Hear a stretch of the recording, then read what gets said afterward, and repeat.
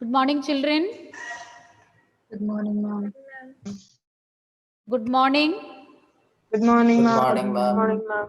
Previous period, we were discussing about cellular respiration, and we also analyzed the different reasons why plants do not require specialized respiratory organs or specialized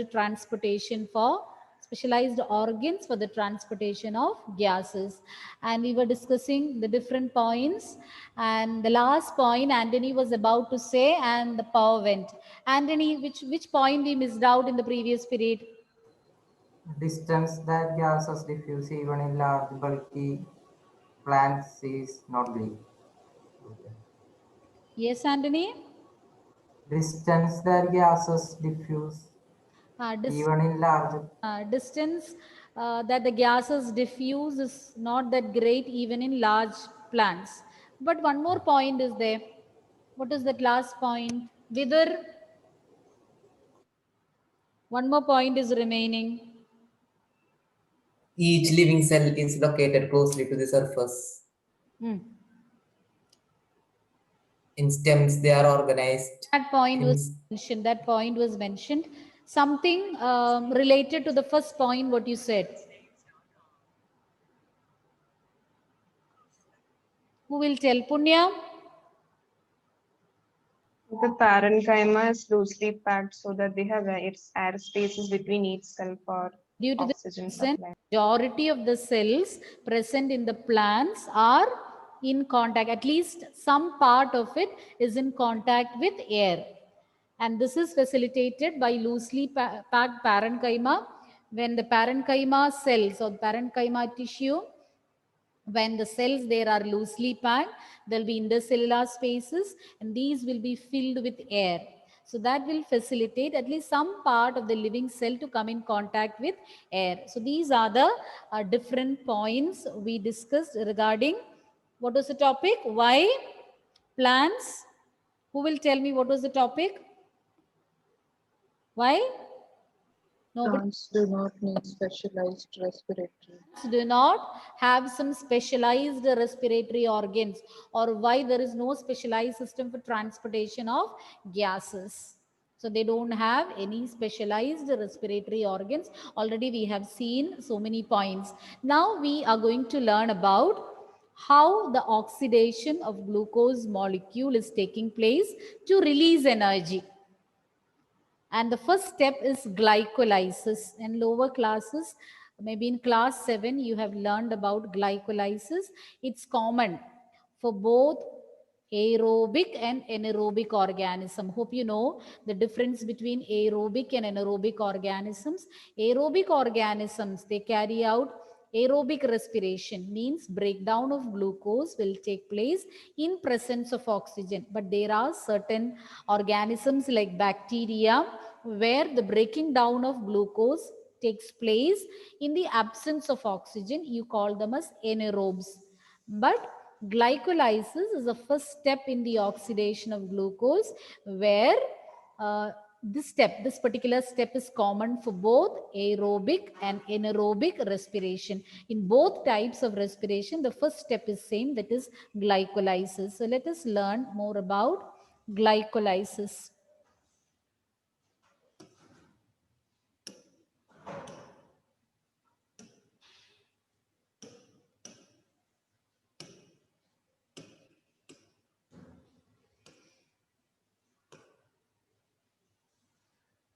The combustion reaction requires oxygen.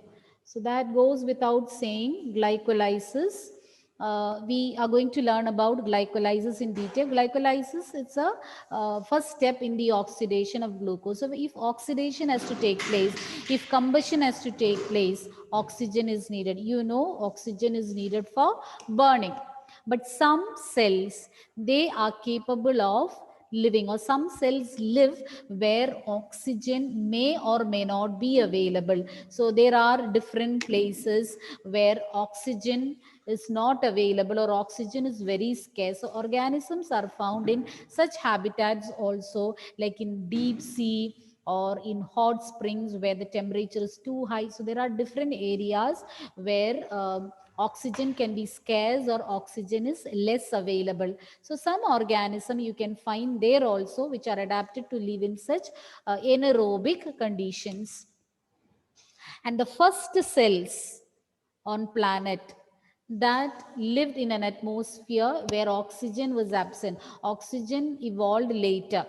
First cells, they survived in the absence of oxygen. So that means there are certain organisms which can survive even in the absence of oxygen. So you call them as anaerobes. They carry out anaerobic respiration. You can categorize anaerobic organism into two types: facultative and obligate. So facultative anaerobes means they have a choice, or they can choose between aerobic and anaerobic respiration. When oxygen is available, they carry out aerobic respiration, and when it is absent, they will go for anaerobic respiration. So depending upon the situations, they can adjust accordingly and carry out respiration.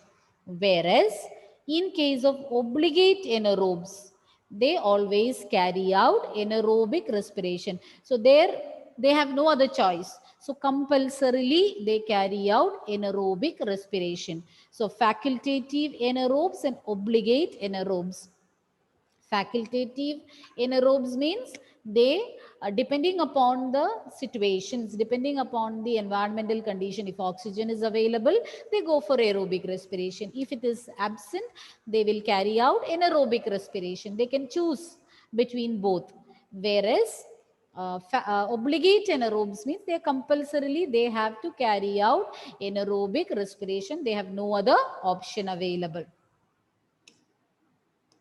All living organisms, they retain the enzymatic machinery to partially oxidize the glucose without the help of oxygen.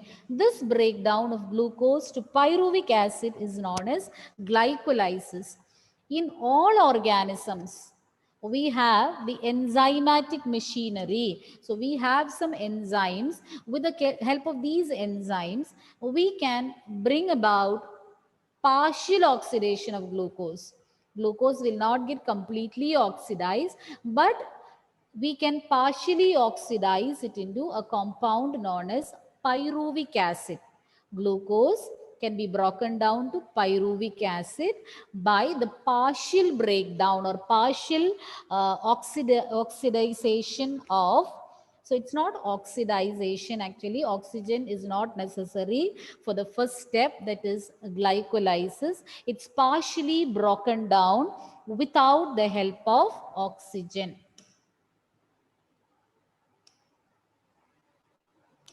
Ma'am, Yes, 1 minute. the last step. I'll repeat.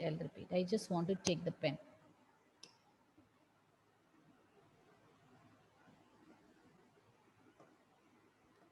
Last line now. So all organisms, they retain an enzymatic machinery. In all the living organism, they have some enzymatic machinery, means a machinery which involves, or a pathway which involves several enzymes. So they have so many enzymes.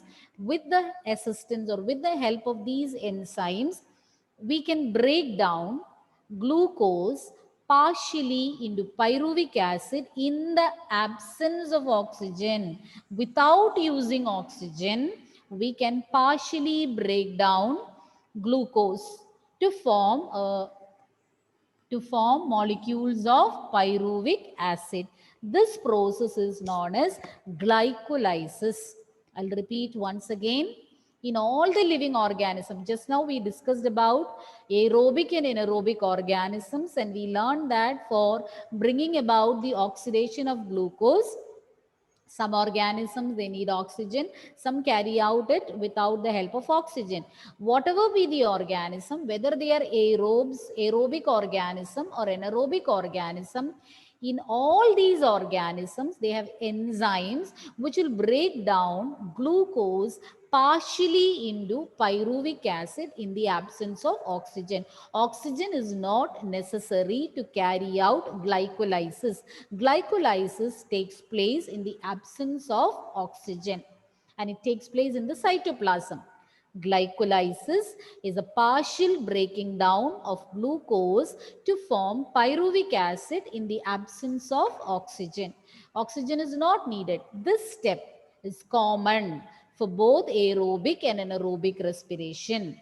Glycolysis is the step, is a similarity between aerobic and anaerobic respiration. In both cases, this step is common, which is taking place in the absence of oxygen. And what is the product of glycolysis? Pyruvic acid. Punya, is that clear now? Yes, ma'am. Now moving on to the next one. The partial breakdown of glucose to pyruvic acid, you call it as glycolysis. The scheme of glycolysis was given by Gustav Embden, Otto Meyerhof, and J. Parnas. And taking the first letters of their names, you call this pathway as EMP pathway. So glycolysis or EMP pathway, you call it as EMP pathway because this scheme was put forward by three scientists, Gustav Embden, Otto Meyerhof, and J. Parnas. So taking the first letter of their names, we call it as EMP pathway. The glycolytic pathway is also known as EMP pathway. It's a common pathway for both aerobic and anaerobic cellular respiration. In both aerobic and anaerobic respiration, this step is common. In anaerobes, it's the only process, only glycolysis is there in the case of anaerobes. Whereas in aerobic respiration, it will be further steps are there, or the glucose will be completely oxidized. So, you know, it is partially oxidized to pyruvic acid, and this pyruvic acid will be acted upon further through a series of steps, and finally it will release energy, ATP molecules. And this step is taking place in the cytoplasm of the cell, and this is found in all living organisms. Okay, this step, whether they are aerobes or anaerobes, this step is found in all living organisms. Okay, now you know that as a result of photosynthesis, sucrose is formed, and this sucrose will be converted to glucose, and this glucose will be acted upon in glycolysis. This glucose will be broken down, and this step glycolysis will be taking place in the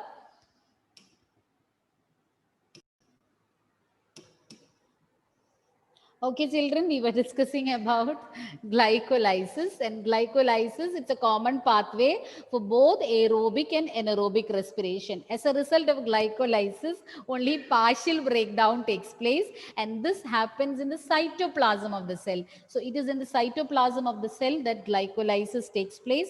This stage is present in all living organisms. And in plants, you know, as a result of photosynthesis, sucrose will be produced, and this sucrose will get converted into glucose, and this glucose will be broken down to release energy. So let's see the different steps involved in glycolysis. So once again, I will repeat, glycolysis means the partial breaking down of glucose, and glucose will be partially broken down to produce pyruvic acid, and this particular step doesn't require oxygen. So because of that reason, this step is common for both aerobic and anaerobic respiration, and the pathway or the scheme of glycolysis was suggested by three scientists, Gustav Embden, Otto Meyerhof, and J. Parnas, and due to that reason, we call this pathway as EMP pathway, Embden, Meyerhof,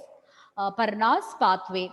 And in anaerobes, this is the only step, only process taking place in respiration, and the amount of energy produced is also very less, you know, when compared to aerobic respiration. And this stage, glycolysis, will take place in the cytoplasm. Glycolysis is taking place in the cytoplasm, and this stage or this step is found in all living organisms, irrespective of whether they are aerobes or whether they carry out aerobic respiration or anaerobic respiration.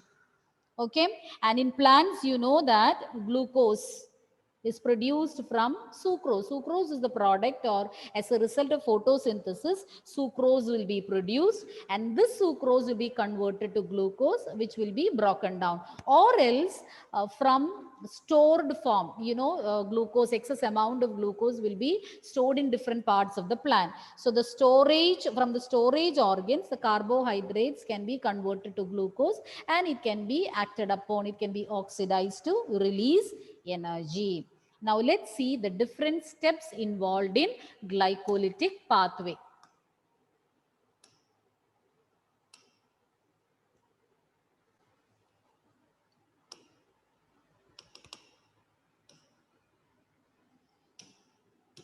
These are the different stages in the flow chart. You can see the different stages involved in the oxidation of glucose. We learned that as a result of glycolytic pathway or Embeden-Meyerhof pathway, glucose will be broken down to form pyruvic acid. It's only partially oxidized. You can see this step itself, it involves almost 10 stages. 10 steps are involved in glycolytic pathway. By the end, we get 2 molecules of pyruvic acid. You need to learn all these steps by heart. Okay. And when it is asked to draw the flow chart, each one you have to write the molecule formed at each step you should be familiar with.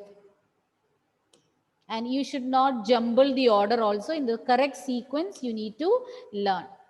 A chain of 10 reactions. 10 reactions are involved that will convert glucose into pyruvate. Pyruvate is same as pyruvic acid. So a series of steps are taking place, and by the end of this, glucose molecule will be converted to pyruvate or pyruvic acid.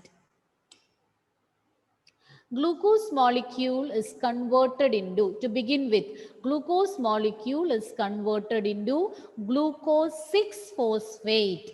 So glucose is getting converted to, both of them are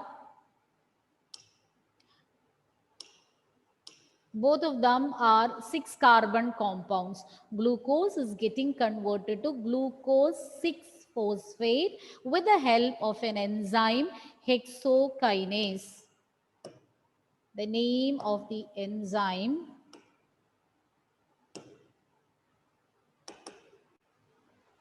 just a minute, children.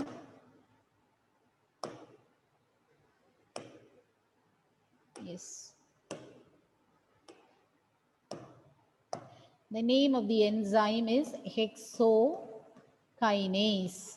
Hexokinase enzyme will help in converting the conversion of glucose molecule into glucose 6-phosphate, and as you can see in the figure, one ATP molecule is utilized. ATP is, see the position of the arrow, ATP is breaking down to ADP, which means ATP is getting utilized, but the arrow is in the reverse direction. See, in the last picture, last stage, you can see here ATP molecule is synthesized because arrow is pointed towards ATP.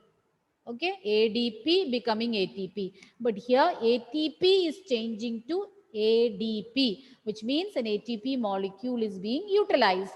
And now let's see the second stage. This glucose 6-phosphate will be then isomerized into fructose 6-phosphate by bringing about some changes in the position of the groups or position of the atoms involved in that, or it gets isomerized and form fructose 6-phosphate. Glucose 6-phosphate will be isomerized to form fructose 6-phosphate. Some rearrangement will be brought about, and fructose 6-phosphate will change to fructose 6-phosphate.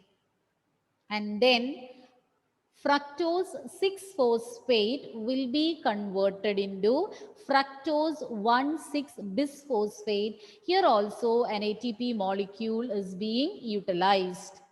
And this fructose 1,6-bisphosphate form will split into PGAL and DHAP. PGAL means glyceraldehyde 3-phosphate. Glyceraldehyde 3-phosphate is abbreviated as PGAL.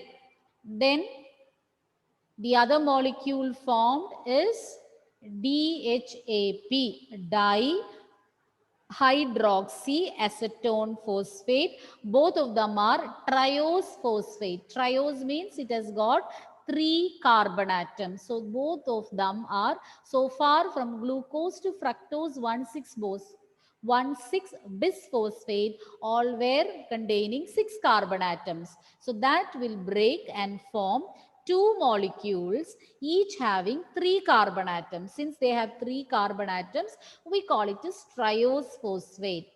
One is glyceraldehyde 3-phosphate, the other one is dihydroxyacetone phosphate.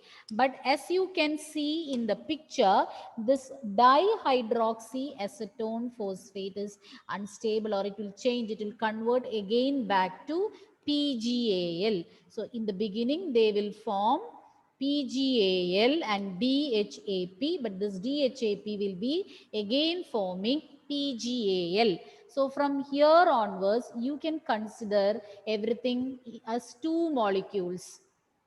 Okay, because this dihydroxyacetone phosphate is also getting converted to PGAL. So there will be 2 PGAL molecules produced. So from there afterwards, everything will multiply by 2.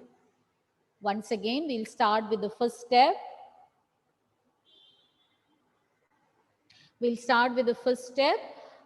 Glucose molecule will be converted into glucose 6-phosphate, utilizing a molecule of ATP. Position or during which stage it is getting changed, or where the ATP molecules are getting utilized, or ATP molecules are formed, where the NADH molecule is being formed, all that, these stages you should know. You can make some codes to remember or memorize all that. So glucose will be converted to glucose 6-phosphate in presence of enzyme hexokinase, and here one ATP molecule is utilized. Now this glucose 6-phosphate will be isomerized to form fructose 6-phosphate, and this fructose 6-phosphate further changing to fructose 1,6-bisphosphate. So glucose 6-phosphate, fructose 6-phosphate, then fructose 1,6-bisphosphate. And then it will split into 2 molecules, glyceraldehyde 3-phosphate and dihydroxyacetone phosphate. Dihydroxyacetone phosphate will soon get converted to PGAL or glyceraldehyde 3-phosphate, even though it is forming 2 molecules each having 3 carbon atoms. The second molecule formed, that is glyceraldehyde 3-phosphate and DHAP, dihydroxyacetone, will be formed. Dihydroxyacetone phosphate form will get converted into glyceraldehyde 3-phosphate. So 2 molecules of PGAL will be formed. Now let's see what are the remaining steps.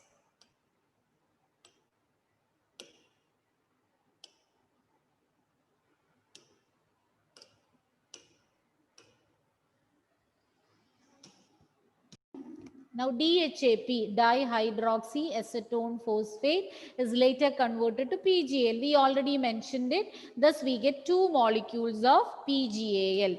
Now what is next? Glyceraldehyde 3-phosphate or PGAL will be converted to another triose molecule, triose bisphosphate. Why triose bisphosphate? Because they will have 2 phosphate groups. In the previous one, only 1 phosphate group was present, but here phosphate group is present at 3 places, at the first carbon atom and at the third carbon atom. So first 1,3-bisphosphoglyceric acid will be formed, PGAL. They will get converted into 2 molecules of 1 3-bisphosphoglycerate, glycerate or glyceric acid, BPGA. And when this happens, NAD molecule will get converted to NADH plus H plus. So here it is not ATP molecule that is being utilized, but NAD plus will break down to NADH plus H plus, or NAD will change into NADH plus H plus. It will accept ions, it will accept hydrogen ions and become NADH plus H plus. And we get 1,3-bisphosphoglyceric acid. Now what happens? This 1,3-bisphosphoglyceric acid will change into 3-phosphoglyceric acid, releasing, here it is not utilizing, releasing 1 ATP molecule.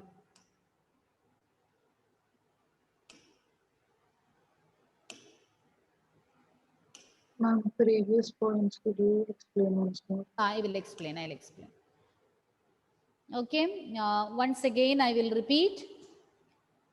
DHAP, dihydroxyacetone phosphate, will form 1,3-bisphosphoglyceric acid.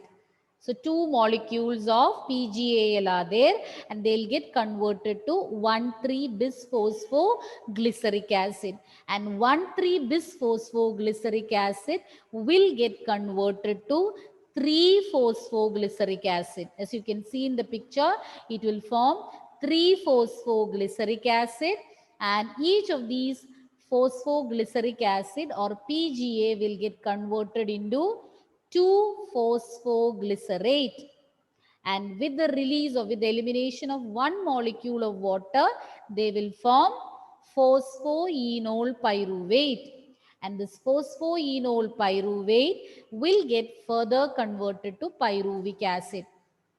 Children, what you need to know, like, there is no other shortcuts. You need to learn all these molecules in order, and one molecule is getting changed to the other. You should learn all these in order.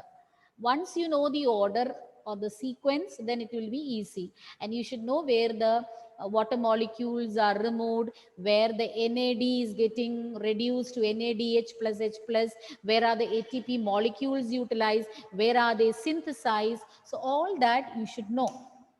Okay, children. So here, glucose molecule, we by glycolysis, as we had learned, glucose molecule is getting converted to pyruvic acid. Two pyruvic acid molecules are formed by the end of glycolysis, and a series of steps are involved. To begin with, glucose molecule will be converted to glucose 6-phosphate with the help of the enzyme hexokinase. Actually, each step is catalyzed by an enzyme, but I'm not mentioning the names of all the enzymes because in your textbook only this enzyme is mentioned, the first one, but each stage is catalyzed by an enzyme. Glucose molecule, first it will be converted to glucose 6-phosphate, and then by isomerization, by the rearrangement, glucose 6-phosphate will change into fructose 6-phosphate. And fructose 6-phosphate, again by utilizing one ATP molecule, it will get changed to fructose 1,6-bisphosphate. Okay. 1,6 means 6-phosphate means at the 6th carbon atom a phosphate group is attached. 1,6-bisphosphate means both at the 1st and the 6th position of the carbon atom a phosphate group is there. That shows the position of the functional group, where the functional group is attached. Okay, 1, 6, 1, 3, all that indicate the position at which the functional groups are attached.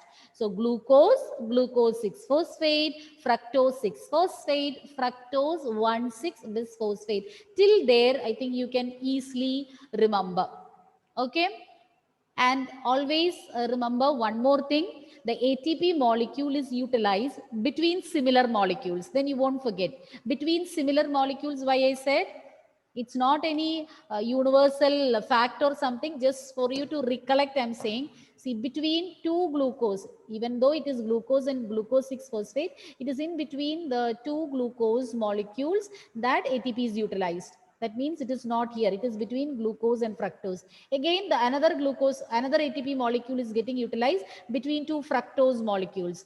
Okay, so remember like that. This I'm telling you to recollect it.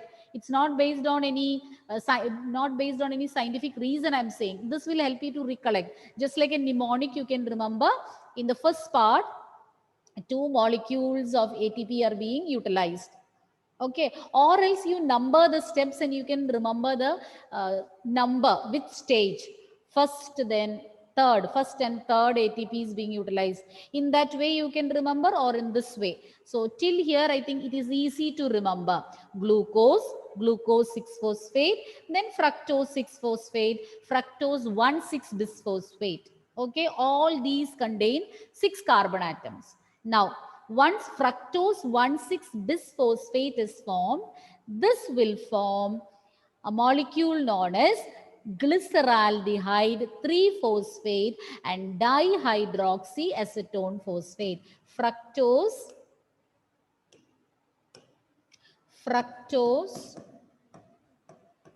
1,6-bisphosphate.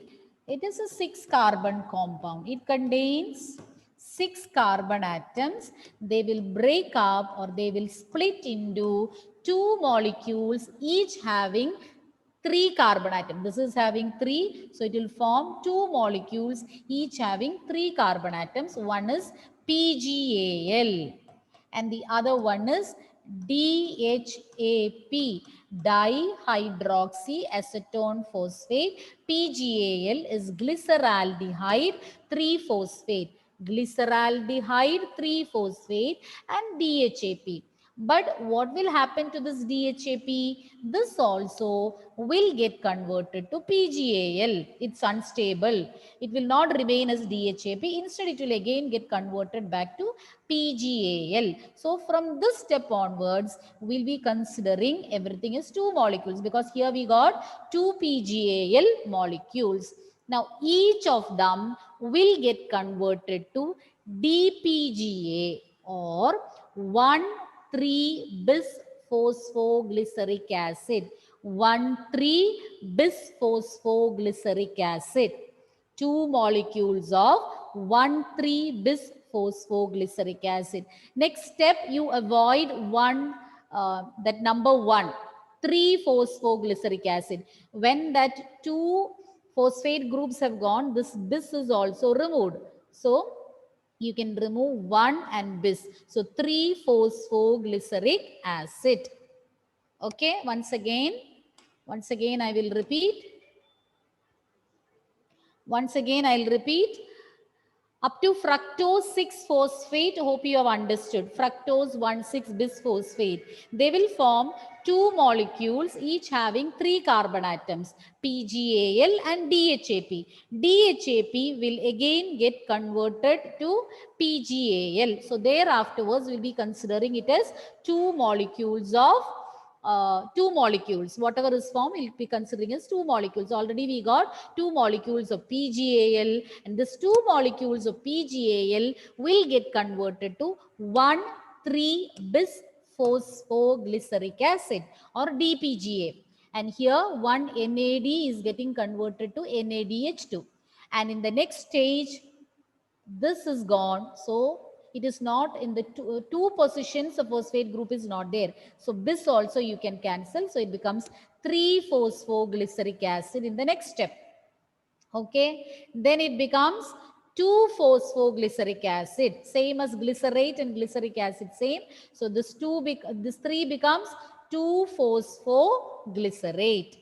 Then this position is going, and instead we call it as phosphoenol. The next molecule formed is phosphoenol pyruvate, and finally pyruvic acid. There are no shortcuts. You need to learn all these molecules, all the molecules formed in the proper sequence. We'll continue in the next class. Okay, we'll be continuing the next class. Thank you, children. One more period is there. Now please do revise and come these names.